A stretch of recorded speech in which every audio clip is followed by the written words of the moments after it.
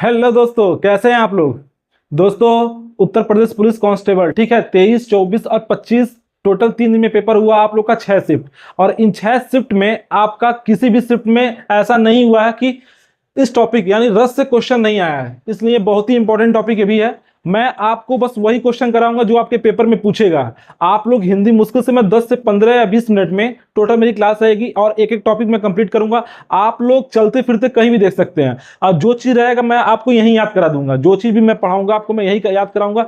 इस टॉपिक से और एक्स्ट्रा क्वेश्चन कोई पूछ नहीं सकता है। जो मैं बताऊंगा इसी में से आपको क्वेश्चन मिल जाएगा। जो मैं बताऊंगा इसी में से आपको क्वेश्चन मिल जाएगा। बहुत ज्यादा पढ़ने की जरूरत नहीं है। आप बढ़िया बढ़िया पेपर देके आएंगे ना, जितना मैं यहाँ पे लिखा हूं इससे अधिक क्वेश्चन नहीं पूछता है। इसी में से आपका कंप्लीट हो जाएगा। तो दोस्तों, आप लोग मुझसे जुड़िए। जो भी मैं यहाँ पे बताऊंगा आप लोग एक बार ध्यान से देख लीजिएगा। आपके पेपर में सीधे सीधे क्वेश्चन फंसेगा, आप लोग गलती मत करिएगा। हर एक पेपर में 2 या 1 क्वेश्चन इससे आया, इसलिए इस टॉपिक को आप छोड़ नहीं सकते। छोटा मोटा टॉपिक नहीं है। और आपको रस के बारे में पता होना चाहिए। रस कितने प्रकार के होते हैं, रस के अव्यय कितने होते हैं, संचारी भावों की संख्या कितनी होती है, रसराज किसे कहते हैं, किसे श्रृंगार रस, किसको किस रस को श्रृंगार रस के अंतर्गत रखा जाता है, कि भरत मुनि के अनुसार रसों की संख्या कितनी है। ये मोटा मोटी आपको जानकारी होना चाहिए, तभी आप क्वेश्चन को कर सकते हो वहां पे। और कोई रस अगर आता है, जैसे मान लीजिए आपका वात्सल्य रस आ गया, चाहे हास्य रस आ गया, तो आप वो पढ़ के ही समझ जाएंगे। तो उतना ज्यादा अधिक पढ़ने की जरूरत नहीं है। आप जब पढ़ेंगे तभी आपको उससे समझ में आ जाएगा। बस ये जो चीजें हैं, ये जो फैक्ट है, आपको फैक्ट याद होना चाहिए। अगर आप फैक्ट याद करके नहीं जाएंगे ना, तो पक्का क्वेश्चन गलत करके चले जाएंगे। तो इसलिए आपको, जैसे मैं रस लिखा हूं, तो रस का स्थायी भाव भी आपको याद होना चाहिए और उसके अकॉर्डिंग रस भी याद होना चाहिए। कभी रस लेके स्थायी भाव पूछ देता है, कभी स्थायी भाव देकर रस पूछ लेता है। तो मैं सारी चीजें मैं आपको यही याद करवाऊंगा। टोटल बताऊंगा रस कितने प्रकार के होते हैं, कैसे इसको डिवाइड किया गया है। आप लोग बस ध्यान से क्लास में बने जाइएगा। जितने भी इंपॉर्टेंट क्वेश्चन है, ये पेपर में बार बार पूछे जाने वाले क्वेश्चन है। इसी के अंतर्गत ही क्वेश्चन आता है। इससे बाहर क्वेश्चन कोई नहीं आता है। तो चलिए दोस्तों, क्लासेस भी सत्यम के ऑफिशियल यूट्यूब चैनल पे दोस्तों आप सभी लोग का स्वागत है। आप सभी लोग मुझसे जुड़िए और यहाँ पे सभी लोग अपना दिमाग केंद्रित कीजिए, ठीक है। जो चीज मैं पढ़ाऊंगा यहाँ आपको रट जाएगा। आपको दोबारा पढ़ने की कोई जरूरत नहीं होगी। आप ऑप्शन से ही क्वेश्चन टिक कर देंगे, ठीक है। आप ऑप्शन से ही क्वेश्चन टिक कर देंगे, आपका सही हो जाएगा। तो चलिए दोस्तों, एक एक नंबर पे कंपटीशन है, ठीक है। 3 शिफ्ट में आप लोग का पेपर हो चुका है। टोटल 6 शिफ्ट में आपका पेपर हुआ है 3 दिनों में।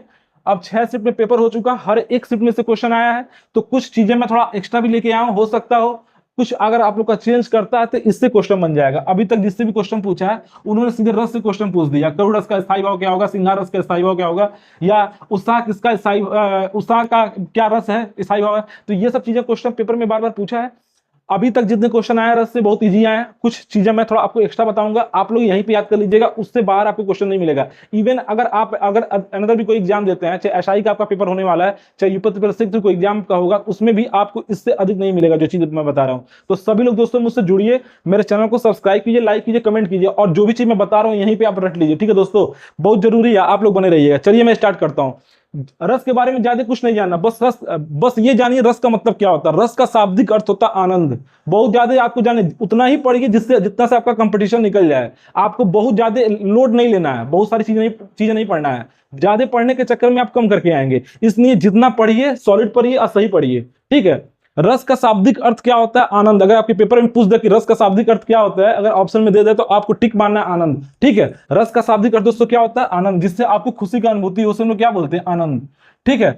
अच्छा, रस का संबंध, आज तक ये क्वेश्चन एक बार बस पूछा गया है, एक बार पेपर में पूछा गया, बहुत इंपॉर्टेंट है। आप बहुत कम लड़के जानते होंगे, बहुत कम लड़के जानते होंगे। आप लोग को बस पता चलेगा, ठीक है। आप लोग को बस पता चलेगा। रस का संबंध श्री धातु से है। श्री धातु से माना जाता है। और श्री का अर्थ क्या होता है दोस्तों, ये पक्का याद कर लीजिएगा, बहते जाना। श्री धातु का अर्थ क्या होता है, बहते जाना। मतलब रस का संबंध किससे, किस धातु से पूछ दे तो आप क्या बोलेंगे, श्री धातु से। श्री धातु से। ये स कौन सा है आपको बताया था हमने, ये स कौन सा है जल्दी बताइए। इस को हम लोग क्या बोलते हैं, दंत स है। ये क्या है, दंत स है, ठीक। तो रस का संबंध क्या हो जाएगा, श्री धातु से। और ये श्री का अर्थ क्या होता है, बहते जाना। श्री का अर्थ क्या होता है दोस्तों, बहते जाना। एकदम याद कर लीजिए, भूलना नहीं चाहिए आपको। अच्छा दोस्तों, अब यहां सबसे इंपॉर्टेंट चीज है, इसको आप लोग थोड़ा ध्यान से समझिएगा, इसको आप लोग ध्यान से समझिएगा। ये आपको 1 नंबर क्वेश्चन दिला जाएगा, 1 नंबर दिला जाएगा। रस सूत्र के जनक, जो रस सूत्र के जनक किसे कहा जाता है, तो भरत मुनि। रस सूत्र के जनक किसे कहते हैं, तो भरत मुनि को। इन्होंने एक शास्त्र लिखा था, क्या, नाट्य शास्त्र, जिसमें रस का जिक्र मिला है। और उसके अकॉर्डिंग जो है रसों की संख्या कितनी मानी इन्होंने, रसों की संख्या कितनी मानी, 8 मानी है। रसों की संख्या कितनी मानी है, देखिए यहाँ पे 8। ये भरत मुनि के हिसाब से है, ठीक है, ये भरत मुनि के हिसाब से पूछता है कि रसों की संख्या कितनी है, तो आप 8 मारिएगा, 9 मत मारिएगा, गलती कर देंगे। अगर क्वेश्चन में आ जाए रसों की संख्या भरत मुनि के अनुसार कितनी है, तो आपको क्या मानना है दोस्तों, 8 मारना, 8, 9 मत मारिएगा, नहीं पक्का गलती करेंगे, पहले मैं बता रहा हूँ। इन्होंने कौन सा ग्रंथ लिखा था दोस्तों, इन्होंने कौन सा ग्रंथ लिखा था, एक सेकंड, इन्होंने कौन सा ग्रंथ लिखा था, नाट्यशास्त्र, सबसे इंपॉर्टेंट है ये नाट्यशास्त्र। अभी आपके पेपर में एक बार आया नहीं, ये क्वेश्चन पूछ सकता है, जिसका भी 30 और 31 तारीख के पेपर है, याद कर लीजिए। नाट्यशास्त्र के अंतर्गत कौन सा रस लिखा गया है, ये भरत मुनि ने रसों की संख्या इसमें 8 बताई है, और इसी पुस्तक में सबसे पहले रस की जानकारी मिलती है, इसी पुस्तक में सबसे पहले रस की जानकारी मिलती है, ठीक है। अच्छा, अब देखिए सबसे इंपॉर्टेंट जो है वो क्या है, सर्वप्रथम उपयोग कहां किया गया था, रस शब्द का उपयोग सर्वप्रथम कहां किया गया था। तो आपने वेदों को पढ़ रखा, टोटल कितने वेद होते हैं, 4 वेद होते हैं ना, ऋग्वेद, यजुर्वेद, सामवेद, अथर्ववेद। तो जो सामवेद होता है जिसके अंदर एक ब्राह्मण ग्रंथ होता है, उसके अंदर एक तैत्रीय उपनिषद है, क्या है दोस्तों, तैत्रीय उपनिषद, इसको एकदम याद कर लीजिए, तैत्रीय उपनिषद के अंतर्गत सबसे पहले रस का जिक्र किया गया था। रस शब्द का जिक्र सबसे पहले कहां किया गया था, तैत्रीय उपनिषद में। इसको भी एकदम आपको याद रखना, तैत्रीय उपनिषद में। अच्छा, यहां तक आपको समझ में आया नहीं, मैंने 3 चीज बताया। रस का शाब्दिक अर्थ होता है आनंद, रस का संबंध श्री धातु से माना जाता है, जिसका अर्थ होता है बहते जाना, और रस सूत्र के जनक किसे कहते हैं, भरत मुनि को। भरत मुनि ने रसों की संख्या 8 बताई है, ठीक है। और रसों के बारे में जानकारी कहां से मिलती है, नाट्यशास्त्र, इनकी पुस्तक है भरत मुनि की नाट्यशास्त्र। इसके अकॉर्डिंग कितने रसों की संख्या है, भरत मुनि के अकॉर्डिंग कितने हैं, 8 है, ठीक है। और मैंने आपको जो बताया सर्वप्रथम उपयोग कहां, तैत्रीय उपनिषद, ये किसके अंतर्गत आता है, किसके अंतर्गत आता है, ये जल्दी बताइए। तैत्रीय उपनिषद किसके अंतर्गत आता है, कौन से ब्राह्मण ग्रंथ के अंतर्गत आता है, जो सामवेद है उसके अंतर्गत एक ब्राह्मण ग्रंथ है, ब्राह्मण ग्रंथ के अंतर्गत आपका क्या था, तैत्रीय उपनिषद। उपनिषद, एक सप्तक ब्राह्मण आता है, एक तैत्रीय उपनिषद आता है, तो जिसमें तैत्रीय उपनिषद, उसके अंदर रस शब्द का जिक्र किया गया, रस शब्द का जिक्र किया गया है। यहां तक आपको याद हो गया दोस्तों, ये बहुत ही इंपॉर्टेंट, इससे ही आपका क्वेश्चन बन जाएगा। अच्छा, अब ये देखिएगा, ये जो क्वेश्चन पूछा है, उत्तर रामचरित का प्रधान रस क्या है, उत्तर रामचरित का प्रधान रस क्या है। टोटल जो रामचरितमानस को कितने खंडों में बांटा गया, 7 खंडों में बांटा गया ना, उसमें आपका कौन सा उत्तर रामचरित है, उसका प्रधान रस क्या है दोस्तों, इसको पक्का याद कर लीजिएगा। इसको मैं यहाँ पे लिख रहा हूं, आप लोग पक्का याद कर लीजिएगा, क्वेश्चन पूछ सकता है। ये क्या हो जाएगा दोस्तों, ये क्या हो जाएगा दोस्तों, करुड़, क्या हो जाएगा, करुड़ रस, एकदम याद कर लीजिए यहीं पे। इसको क्या बोलेंगे, उत्तर रामचरित का प्रधान रस अगर पूछ दे पेपर में, तो आपको क्या मानना है, करुड़ रस, क्या मानना है, करुड़ रस, ठीक है। अच्छा, यहां तक आपको समझ में आ गया। अब बताइए श्रृंगार रस को क्या कहा जाता है, रसराज, ये सबको याद होगा, ये सबको याद होगा। श्रृंगार रस को रसराज भी कहते हैं और रसपति भी कहते हैं, श्रृंगार रस को रसराज भी कहते हैं और रसपति भी कहते हैं। और श्रृंगार रस के अंतर्गत ही वात्सल्य रस भी आता है, भक्ति रस भी आता है, वात्सल्य रस भी आता है, भक्ति रस भी आता है, वात्सल्य रस भी आता है, भक्ति रस आता है। जैसे गुरु को अपने शिष्यों के प्रति, माता पिता के अपने बच्चों के प्रति, ये क्या होता है, ये वात्सल्य रस होता है। तो ये दिमाग में हमेशा रखना, श्रृंगार रस के अंतर्गत ही क्या आता है, वात्सल्य रस या भक्ति रस आता है। अच्छा, रस के 4 अंग या अव्यय होते हैं, ठीक है, प्रकार नहीं पूछा है। जब भी अगर अंग या अवयव पूछे तो आपको क्या बताना है, रस के 4 अवयव कितने हैं, अंग या अवयव कितने हैं, तो आपको बताना है विभाव, ठीक है, अनुभाव, संचारी भाव, स्थायी भाव। विभाव, अनुभाव, संचारी भाव और स्थायी भाव। अगर पूछ दे आपसे संचारी भाव की संख्या कितनी है, अगर आपसे पेपर में पूछा हुआ क्वेश्चन है संचारी भाव की संख्या कितनी है, तो आपको दोस्तों कितना मानना है, 33, कितना मानना है, 33। दोस्तों मैं जितना यहाँ पे रटा रहा हूँ इसको बस याद कर लीजिए, इससे बाहर आपका क्वेश्चन नहीं आएगा। मैं बार बार इस चीज को बोल रहा हूँ, आप लोग मैं जितना यहाँ पे बता रहा हूँ ना, बस इतना ही याद करके जाइएगा, आपका पेपर में 100% इसी में से फंस जाएगा क्वेश्चन। बहुत ज्यादा समय नहीं दीजिएगा इस पे, ठीक है, बहुत ज्यादा समय मत दीजिए, पता है पूरा आप रस्सी लेके बैठ गए हैं, एक एक उदाहरण पढ़ रहे हैं, तो उसमें आपका बहुत समय नुकसान होगा, फिर और टॉपिक से आपका सही तैयारी नहीं हो पाएगा। जितना मैं बता रहा हूँ बस इसी का स्क्रीनशॉट ले लीजिए, इसी को पेपर टाइम पे दोहरा बस चले जाइएगा, आपका इसी क्वेश्चन बन जाएगा, ठीक है। अब देखिए इसमें एक बार क्वेश्चन पूछ चुका है कि अनुभाव के अंतर्गत क्या क्या आता है, तो उद्दीपन विभाव और आलंबन विभाव, उद्दीपन विभाव और आलंबन विभाव। अनुभाव के अंतर्गत क्या है, विभाव के अंतर्गत क्या आता है दोस्तों, उद्दीपन विभाव और आलंबन विभाव। ये 4 अंग और अवयव याद करने के बाद ये जरूर याद कर लीजिएगा कि विभाव के अंतर्गत क्या आता है, उद्दीपन विभाव और क्या आता है, आलंबन विभाव, दोनों याद कर लीजिएगा, ठीक है, उद्दीपन विभाव और आलंबन विभाव। अच्छा, यहां तक आपको अच्छे से याद हो गया होगा, यहां तक आपको अच्छे से याद हो गया होगा। अब दोस्तों मैं ये बताता हूं, रस बताता हूं और उसका स्थायी भाव बताता हूं, ठीक है। अच्छा, रसों की संख्या 9 होने के कारण इसे 9 रस कहा जाता है, लेकिन भरत मुनि ने रसों की संख्या कितनी मानी है? 8, तो आपको भी 8 ही मानना है, ठीक है। लेकिन अगर क्वेश्चन में पूछता है सीधे की रसों की संख्या कितनी है, तो 9 मानिएगा। रसों की संख्या कितनी है तो 9 मानिएगा। अगर भरत मुनि के अकॉर्डिंग पूछता तो 8 मानिएगा, ठीक है। यहां तक गलती मत करिएगा। अब आप देख रहे होंगे कि इसमें 11 रस लिखा गया है, टोटल 11 रस लिखा गया है। तो जो वात्सल्य रस है, वात्सल्य रस है और भक्ति रस है, इसको किसके अंतर्गत रखा गया? अभी यही पढ़ाएं आपको, श्रृंगार रस के अंतर्गत। श्रृंगार रस के अंतर्गत होता है। तो वैसे देखिए कितने हो जाएंगे? 9 ही रस हो जाएंगे। वैसे कितने रस हो जाएंगे?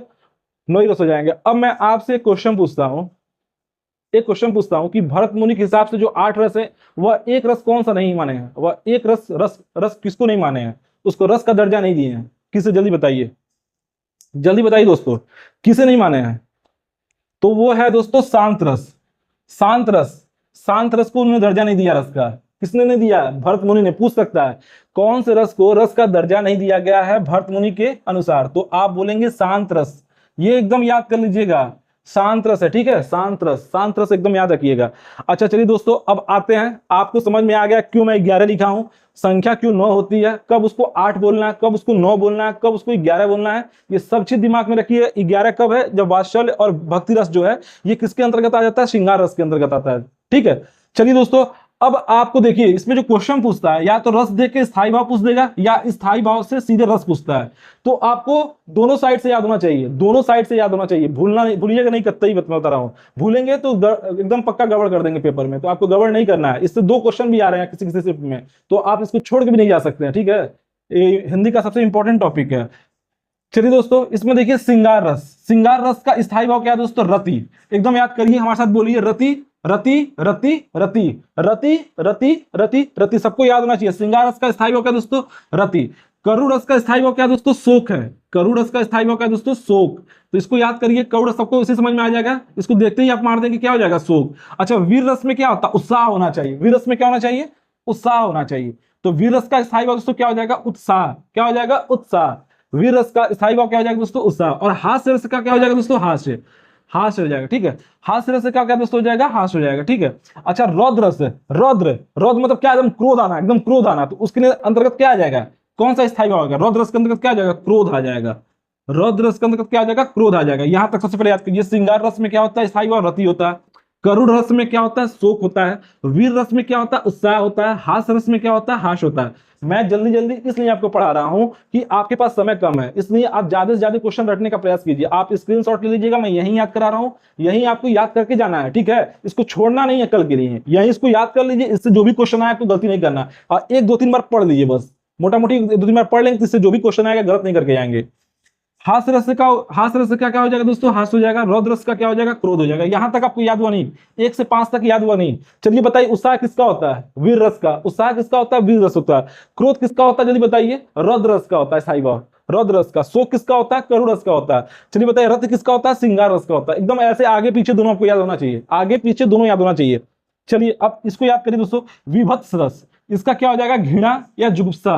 घृणा या जुगुप्सा, इसका एग्जांपल आप लोग एक बार देख के जाइएगा, आप लोग के पेपर में पूछ सकता है। इसका एग्जांपल आप लोग देख के जाइए, क्योंकि समय नहीं है मैं एग्जांपल बताऊं, बस इसका एग्जांपल देख लीजिएगा, आप लोग इसे पहचान जाएंगे, ठीक है।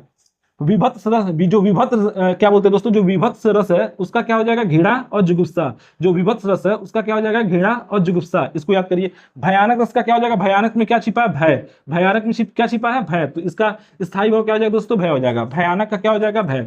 अच्छा, अद्भुत रस का क्या हो जाएगा? आश्चर्य या विस्मय। अद्भुत होगा तो क्या हो जाएगा? उसका हो जाएगा आश्चर्य या विस्मय। आश्चर्य या विस्मय। अद्भुत रस का क्या हो जाएगा? आश्चर्य या विस्मय।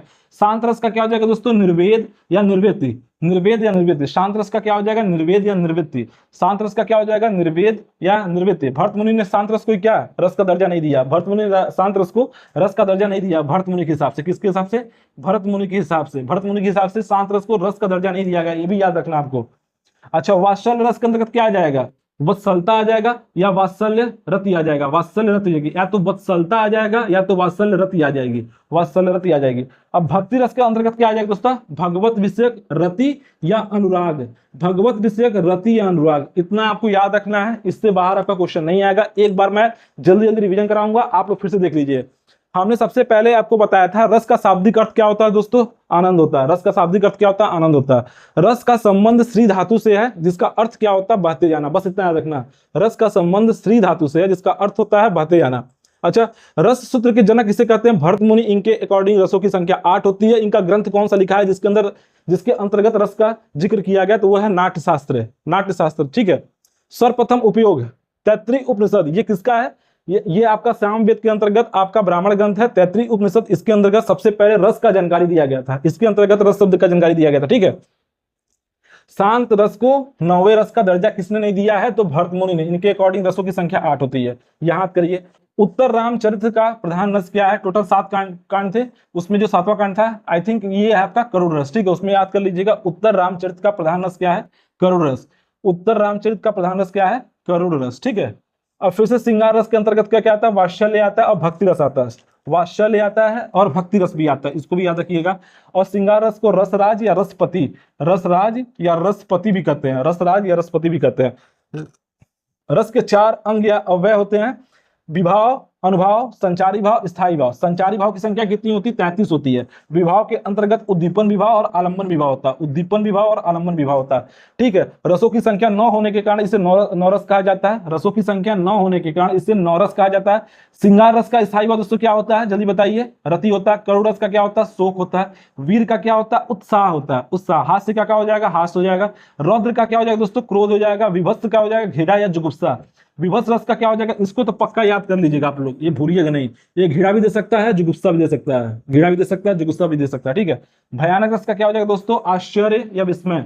और अद्भुत रस का क्या हो जाएगा, अद्भुत रस का क्या हो जाएगा, अच्छा ये देखिए दोस्तों, गलती यहाँ बोल दिया मैंने। भयानक रस का दोस्तों क्या हो जाएगा, भय होता है। भयानक में क्या भय छिपा हो, तो भय हो जाएगा, ठीक है। अद्भुत रस का क्या होता है, अद्भुत रस का क्या होता है, आश्चर्य या विस्मय। अद्भुत रस का क्या होता है दोस्तों, आश्चर्य या विस्मय। शांत रस का क्या होता है, निर्वेद या निर्वृत्ति। शांत रस का क्या होता है, निर्वेद या निर्वृत्ति। और ये क्या दोस्तों, वात्सल्य रस। वात्सल्य रस का क्या होता है, वत्सलता या वात्सल्यता रति, ठीक है। वत्सलता या वात्सल्यता रति हो जाएगा, ठीक है। और भक्ति रस का क्या हो जाएगा, भगवत विषयक रति अनुराग। अब मैं जो बता रहा हूं दोस्तों, इस टॉपिक से इससे अधिक क्वेश्चन आपका नहीं आने वाला, ठीक है। जितना मैं बताऊं बस इतना याद करके जाइएगा। मैं ऐसे ही छोटा छोटा टॉपिक लेके आऊंगा जिससे ज्यादा क्वेश्चन पूछा है मैं आपको कराऊंगा। 10 से 15 मिनट में आप फास्ट करके उसको देख लीजिएगा और उसको याद कर लीजिएगा। उससे बाहर आपका क्वेश्चन नहीं बनेगा। इससे आपको फायदा ये मिलेगा कि कम समय में आपका हिंदी तैयार हो जाएगा, कम समय में आपका हिंदी तैयार हो जाएगा। आप हिंदी में कोई क्वेश्चन गलत करके नहीं आएंगे, जिससे आपका नंबर एकदम इनहेंस का हो जाएगा। हिंदी में अगर नंबर आप पाते हैं तो आपका नंबर बढ़ेगा, ठीक है। कंपटीशन बहुत ज्यादा है, वैकेंसी भी ज्यादा होने के साथ कंपटीशन भी ज्यादा है, क्योंकि फॉर्म बहुत ज्यादा पड़ा था, ठीक है। तो बच्चों को समय भी मिल गया है, इसलिए एक एक नंबर पे कंपटीशन है। इसलिए आप लोग ध्यान से दीजिएगा, ज्यादा आपका समय नहीं लेंगे, अच्छे से आप लोग तैयारी कीजिए। आप लोग का समय बहुत कम बचा हुआ है। तो जितने भी 30 तारीख और 31 शिफ्ट वाले बच्चे हैं भाई, आप लोग अच्छे से तैयारी कीजिए, अपना पेपर बढ़िया से तैयारी कीजिए। जो चीज मैं बता रहा हूं दोस्तों उसको एकदम पक्का कर लीजिए। आज जो लोग मेरा चैनल सब्सक्राइब नहीं किए दोस्तों, आप लोग कर लीजिए, आप सभी लोग को फायदा मिलेगा। बोल रहा हूं मुझसे, आप लोग जुड़िए दोस्तों, आप लोग को फायदा मिलेगा। मैं अकेले आपका हिंदी, रीजनिंग और उसके बाद मैथ मैं करा रहा हूं, अकेले मैं करा रहा हूं। आप देखिए, जो भी मैथ का मैं क्वेश्चन बता रहा हूं उसमें भी मैं आपको दोनों तरीका बता रहा हूं। एक बेसिक भी बता देता हूं और जानबूझ के एक थोड़ा तरीका जो होता है आप कैसे फास्ट कर सकते हैं और ऑप्शन से कैसे निकाल सकते हैं, मैं हर एक तरीका बता रहा हूं। इसलिए मुझसे जुड़ेंगे तो आप लोग को फायदा मिलेगा, ठीक है। आप लोग सीधे क्वेश्चन कम समय अटेंड करके आएंगे, आपका समय भी बचेगा, आप क्वेश्चन भी सही करेंगे। तो चलिए दोस्तों, इसी के साथ मैं क्लास को समाप्त करता हूं। आप लोग खुश रहिए, अच्छे से पढ़ाई कीजिए। धन्यवाद दोस्तों।